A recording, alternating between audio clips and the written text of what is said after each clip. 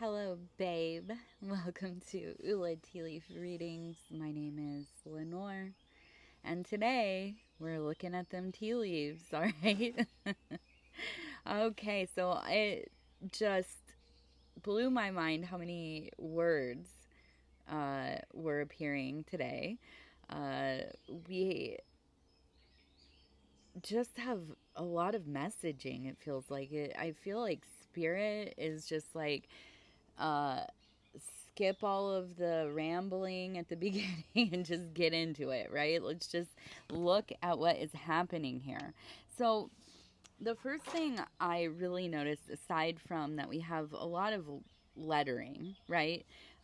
We have right here, when you turn this way, we have the head of what looks like a dog, but the humanoid body, right, standing upright, and we have the two little arms right here, and then we have a person right here, right, and here's the head, and here's the body, wearing maybe like a robe or maybe a dress or some kind of like shroud type of thing. We have what looks to me like a hierophant or a high priest of Anubis, right? Anubis being the jackal headed god of Chem or Egypt.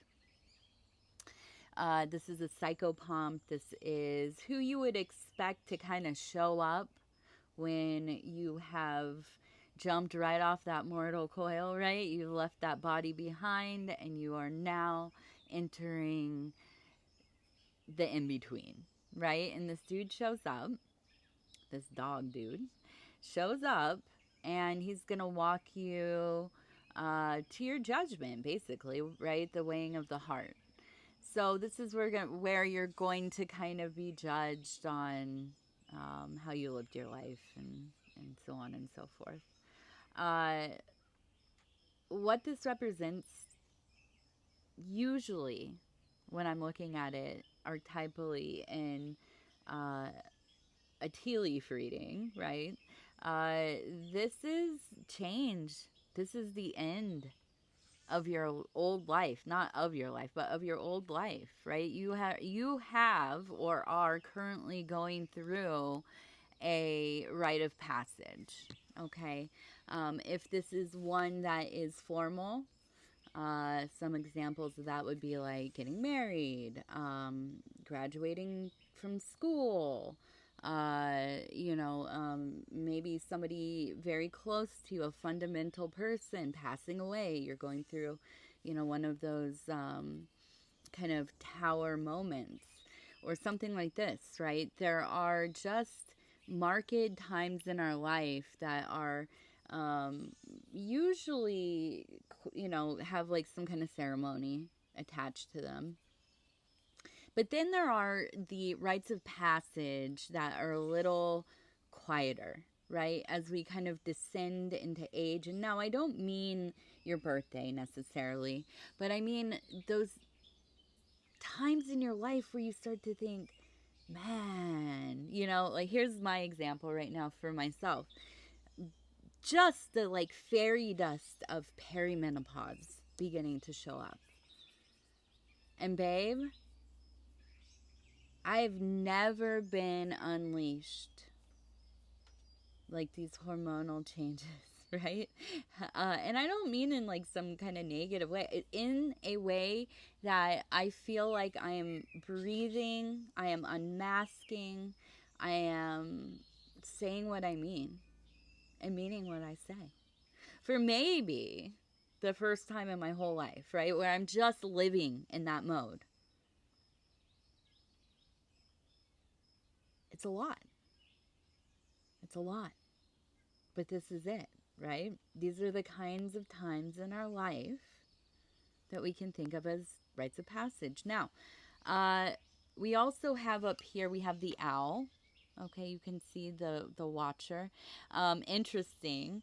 The owl symbolism is really close to the front of our minds. Just, I think, more collectively, because we've gone through these last months, at least here in America. I'm just going to speak on America because that's really where I dwell. That's where I'm in the bubble dome of American propaganda, baby, and so are my algorithms.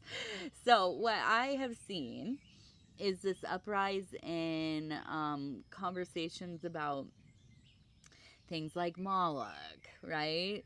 Bohemian Grove, these kind of conflations of old gods and symbolism with the owl and the calf and the cow, or the bull god, or the horn god, or whatever.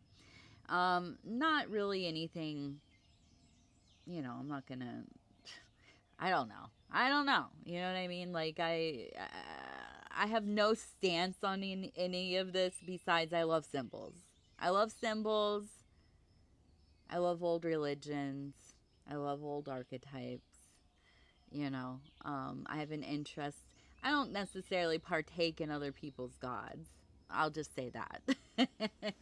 Not really, not in a true way. But they serve their purpose, and so that is to say, the feeling of the Watcher is really profound in our new modern era, right? In our, I don't know if, I've already tanked this channel pretty much anyway, so I'll just say, in our surveillance state that we live in, and our surveillance planet that we live on, yeah, the owl is everywhere, baby. It is everywhere. And, so when I'm seeing this come up and it is mixed with your work, there is a sense of,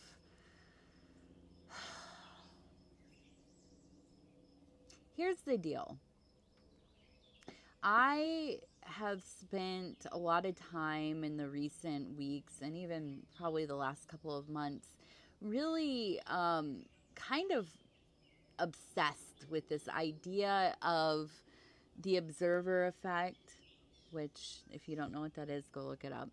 But basically, in my very unlearned, super not academic, just, whatever, trying to figure it out kind of way of explaining it, is that when something, anything, is witnessed, right, or observed, or and observing means like measuring or something bumping up against, or like a entity, a cell, a atom, whatever, will change its behavior because it is being witnessed, it is being observed. So now we know this kind of in a very simplistic way of explaining it or relating it to human behavior is people behave differently than when they know they're being witnessed or watched,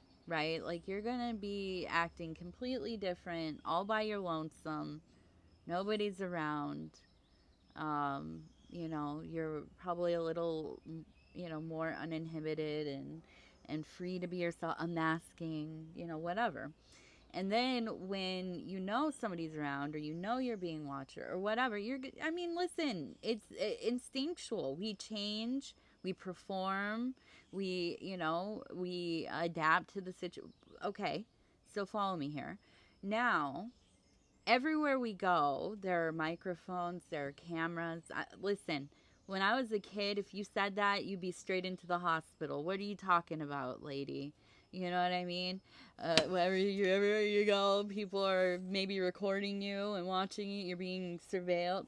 Babe, even just the stuff we're carrying around ambiently, right? Our phones, our headphones, our, whatever, our refrigerators. I don't think mine does that, but I don't know. You know what I mean? I just assume, at this point, everything has the capability of recording, right? So, that being said, like, we're living in a world where everything is being observed, almost all the time, probably all the time. I don't know for sure if it's all the time, but I know that impacts our psyche. It also impacts the state of everything that we're interacting with. Okay, including ourselves, including other people. We have shifted into an era of a lot of performative, and it is by necessity, right? A lot of performative living. And there's no judgment there because guess what? I am just like you or them or us or whatever. I do the same thing. Okay? Um, so we have the owl. We have that quiet watcher. We have a rite of passage. We have a time in your life where things are changing. You're being led into a place where you might have to really look at your life and say, like, is this really what I want for myself? Is this really what I want for my kids? Is this really what I want for my grandkids? Have I been spending my time wisely? Have I been living as if I were truly alive? It's getting harder and harder, I think, to find meaning in things that we just kind of accepted as meaningful. A lifestyle, a trajectory in life, a path, the dream, that's been conditioned, packaged, sold, reiterated a bazillion times.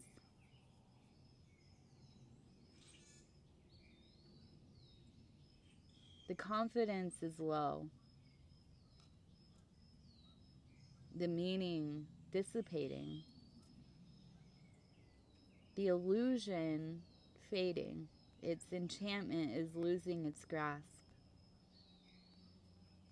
And so, what do? We're aware that we're being watched, right? But we know we can't live how we have been living. So, what do?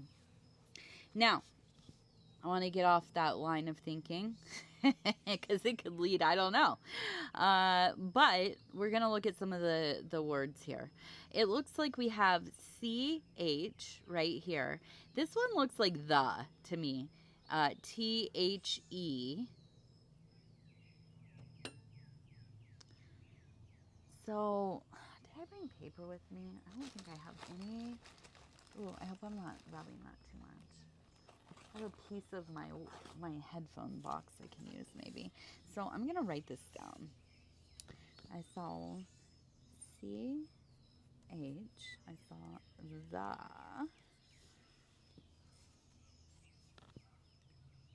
We have an R over here. It looks almost like RN maybe. We have. It looks like maybe the symbol for pi. I don't know what that looks like. I'm really no good with math, you guys. Like, I have not a mind for it. I'm trying to learn. I'm trying to relearn because I'm homeschooling my daughter, so I'm like learning with her again. I'll get there. It'll be soon enough. I don't know what this symbol looks like, but it does remind me. I don't know. That's what. So we also have. It looks like a 6. We have an apostrophe. Is that what that is? Apostrophe? No, semicolon, right? Semicolon.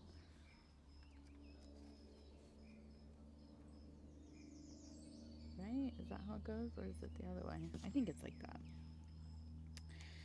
So that one, usually in my readings, if I see that, it's the things aren't over, right? There's more. There's more after the big thing, right? It's also, the symbol that people have as like a survivor of, I don't know what, how do you say, self, uh, of trying to unalive self, or having, those, that experience. I don't know how to say it. I don't know how to say it on here. I do not like that I have to tiptoe around certain things because, basically you survived, you know, whatever brought you into the sunken place, right? Or the impulse to not be here in this physical form. And so there is more, right? There is more. Um, I always see it and I look at it as um, kind of more in a recovery sense for me, although I do relate to it in the first sense that we were talking about. But um, there's life after getting off of um, drinking or hard drugs or whatever. uh, there is life after that. It might not feel like it when you're, in that mess, when you're in the thick of things, but, as somebody who has gone through many, many years of growing up in an environment of addiction and then like being actively addicted to, a lot of different random things, but like opiates and stuff like that, and then being off of it for, gosh, it's gonna be like 15 years soon. That's so wild to me. To be off of like benzos and all that for, it's been a long time, man. And there is life after it, which you don't always hear that from people like that have really gone a long time without, and also done the recovery stuff, and I wouldn't consider myself like a super recovery person or anything. I'm definitely California sober now. But and that's not, I don't even like that term. I think it's, I don't know, whatever. I am living a decent and functioning life, so that's nice. But there are always all kinds of ways to do it, and I know, actually, and I know I go on and on about recovery once I get going on it, but I've actually had people on here talking about harm reduction, which I think is so important. I think that's one of the, I don't know. If you don't know about harm reduction, even if you yourself are not an addict, or have, a close, family member or friend or spouse or something who is in addiction or an addict, I think it's worth looking into, because you just never know in this world anymore, and there are a lot of different paths.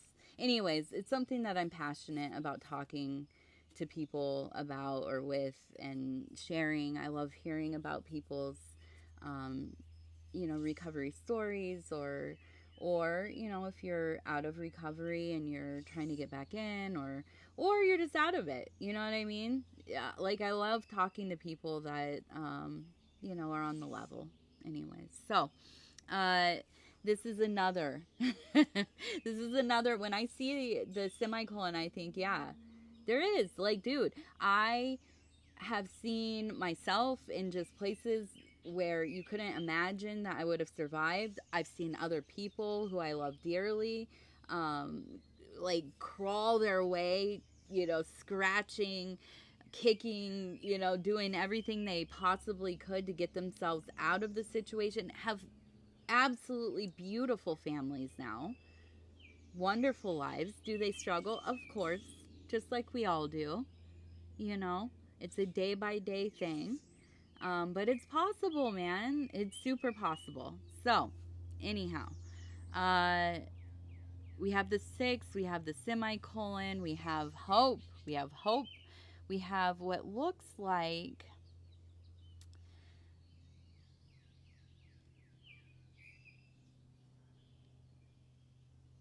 it looks like CECOD. So we have CE, C-E-C-O. And we have the D. Okay. This is how I do. So that's C-E-C-O-D. Or B. I mean, it could be a B as well. I'm going to read it as a D, man. I'm going to read it as a D. That's what I think it is. And then we have 96. 96. 96.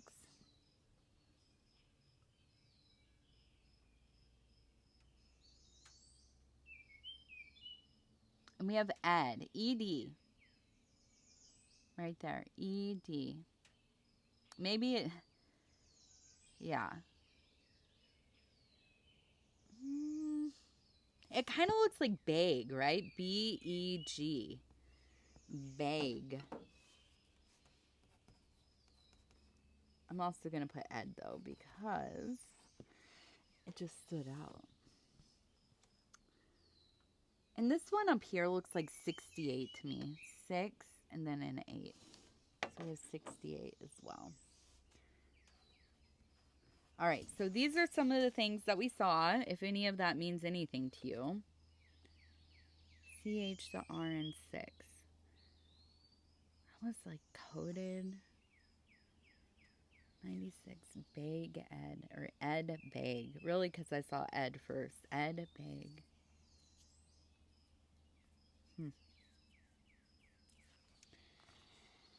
We'll see, we'll see, we'll see. What does that all come to be?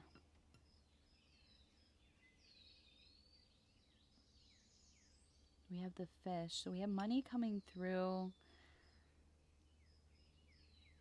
We have somebody over here that I feel like it's almost like it's a younger person. I think that this is a person that, and we have a plane right here up by their head, and they're carrying, to me, what looks almost like, I don't know, wood or skis or something. We also have, it looks like a little pyre and a fire going there. We have a heart up here, and we have almost like a person hitting it.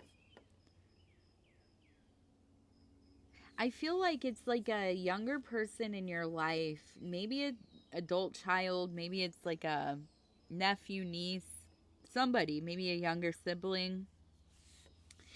They feel untethered to anything permanent, like they're a wanderer. But I feel like it appears to people that they do it easily. They maybe have a good job. They can afford to go here and there and everywhere. And I almost get this instinct that it's like nobody sees that they are kind of, it almost, and look, it looks like it says C, it does kind of look like it says CDB, maybe, or cod. I keep saying cod. Cod, I don't know. But almost like they just keep taking from like your parents or something, like, or maybe even from like maybe it's one of your kids, and it's like they just feel very entitled. And maybe to some degree it's like you don't mind. It's, I want you to live a good life. I want you to be able to do whatever you want. But it's to the point where it feels like they are depleting. They're starting to cause problems. It's almost like, I don't know why, but I get this like image of like oh gosh, I remember when I was probably still in high school, I had a friend who was older and got their college loan or whatever and spent like half of it just partying. And I remember thinking that was the end of the world. Oh my gosh, I couldn't imagine, like, dude, what are you going to do? And I honestly don't remember what happened. But I just remember it being, I remember that so distinctly. Just remembering, like I'm reckless. Don't get me. I mean, now I'm not so much. Actually, I'm pretty square and boring at this point in my life. And I have been for quite a while. But when I was young, I was reckless. And even I was like, bro, come on. Like, what? That's a lot. So, it almost kind of feels like a situation, not exactly that. Don't let me throw hex and say it's anything like that, but it's just like, you know, like arrested development, failure to launch, right? Um, but in a way that's very selfish. Not in a way like, okay, you need to stay in the nest, for a while or maybe forever, man. Like my daughter, I'm like, I want you. Well, let's live together forever, babe. You can get married and have your kid. We'll just, we'll have generations in the same household. I'm cool with that. But this doesn't feel like it's like that kind of energy. You know what I mean? This is like, all right, it's time to get up out the basement and start doing something. And yet there's this, and I have to, let me look at this. I want to see, because it really does. It feels like there's like this, like they have they have an illusion around them. Not that they're, maybe they believe it, but I don't think so. They know. Like they've curated an image of their life that seems way more. There you go. I mean, come on now. The Eight of Cups, this is the energy of this person. 100%. 100%. You know what I mean? Like call your little brother that lives at home, tell him to wash his drawers. You know what I mean? Like this is like do your laundry. Help mom clean the house, bro. You know what I mean? Um let's see. But there's oh yeah. Okay. Okay. Ooh. Yo, are you married to this person? Is this not a family member? Is this like your significant other? Because we have what it, zoinks. So a feeling of having to sacrifice a lot to make this beloved happen, right? What you perceive to be. I did not see that.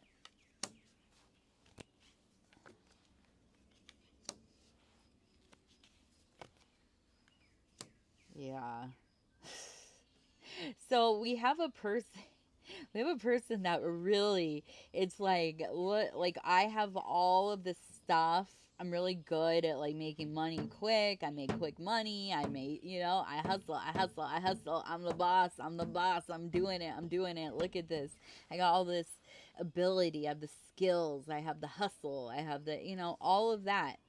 Okay. Love. Love. But this is the person I could be with, the person I could spend my life with. The reality is, this is not, you know what I mean? That's not, to try to make it even feel like it's kind of real and working. Like this person is who you perceive them to be, who they probably most definitely try to make people believe that this is what they are, who they are, or who they are fitting to be, right? You have to really sacrifice a lot of, well, common sense, right? Because look at this. Oh, babe. Yo, so this. Okay, so you'll you're actually the boss.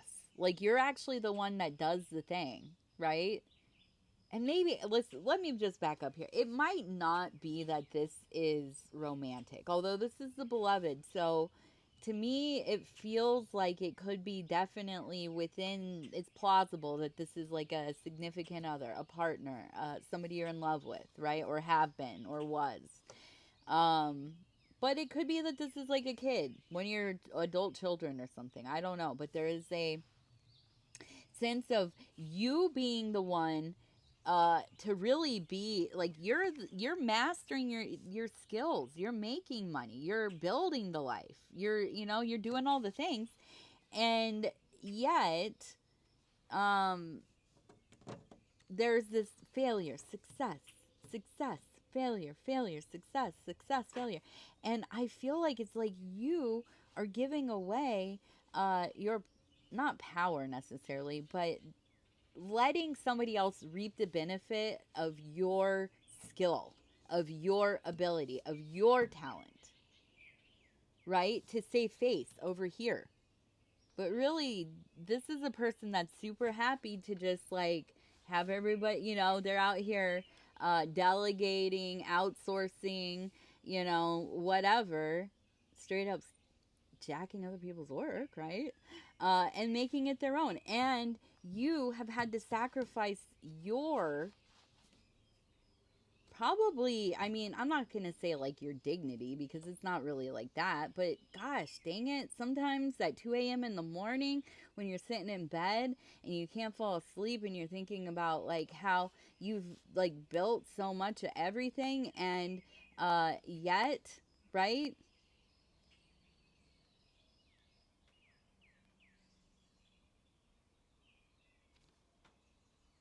You end up doing it to help somebody else keep their mask on straight, you know?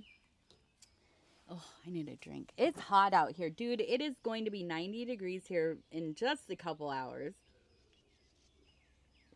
I need to get moving on this. I got to get inside. I'm getting hot. Okay, let's see. I want to see. It's just. Ugh. Look at that. It's just this person sucks, dude. This person sucks.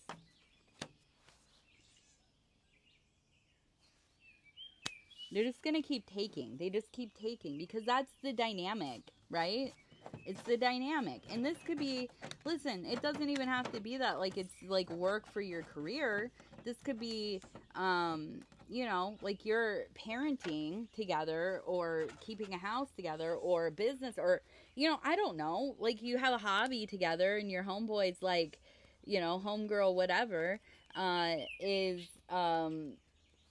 you're always like in the same, it's like a project at school, right? You could put in partnership with somebody who doesn't do anything, but they're like the real cool guy or the real cool girl, and everybody wants to be their friend or whatever. And it's like you just do the work, and they take the credit, and it's like they don't, it does not even phase them. And we've all been in situations like this. Like, tell me I'm wrong. It's not anything to be shamed about or feel embarrassed about because it happens to the best of us, But it's in, well, how do we respond to this? And I think this all kind of goes back to this kind of, rite of passage you're going through is I'm not going to take this anymore, dude. It really is. It's a feeling of like, this is just not, this isn't it at all, Um, and it's not. It's not. That's not it.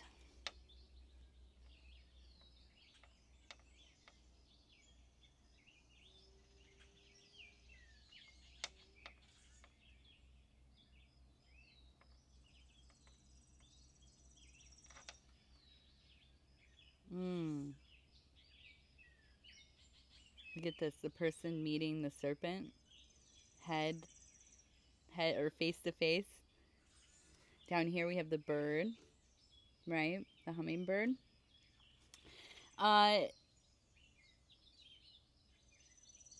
there is a sense of, I feel like really understanding like where you want to be, Like quietly underneath it all, you know exactly.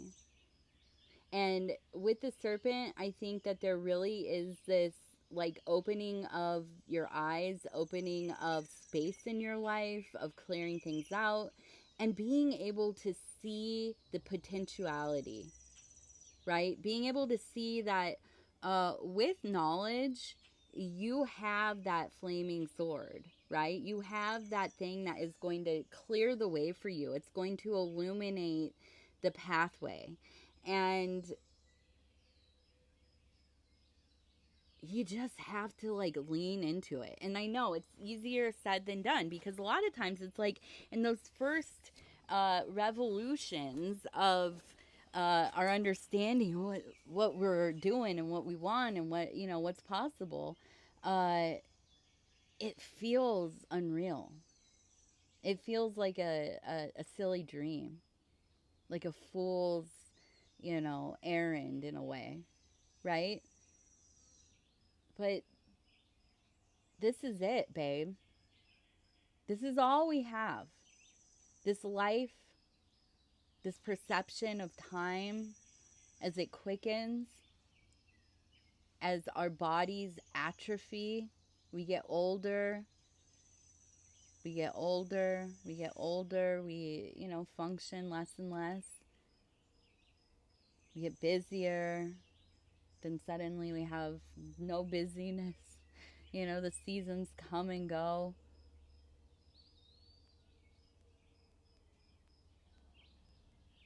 All we have is like right now, we have a lot of decisions to make. We don't have a lot of time. The information is not super clear, but we know. We know. I want you, if you're still listening, I want you today to uh, sit in a chair. I want you to straighten your back.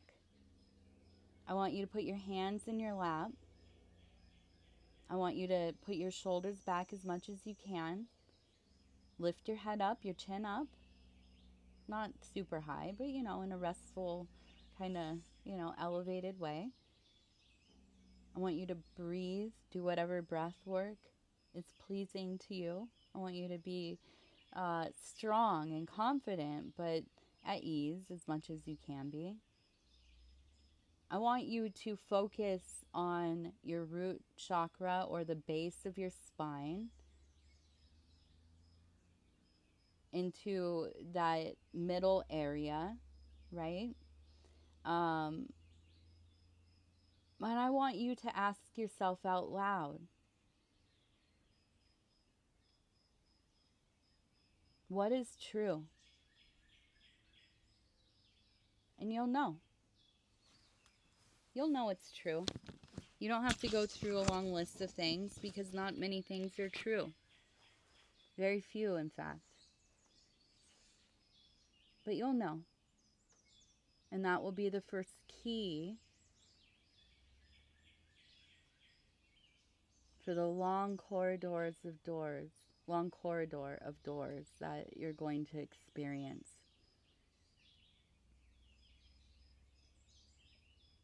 And you're going to find your door, or maybe multiple doors.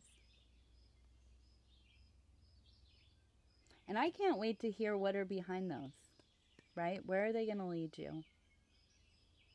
Where are they taking you? Where are you taking yourself? Where are you going to make them doors go? Anyhow, I love you. We'll talk soon. Bye-bye.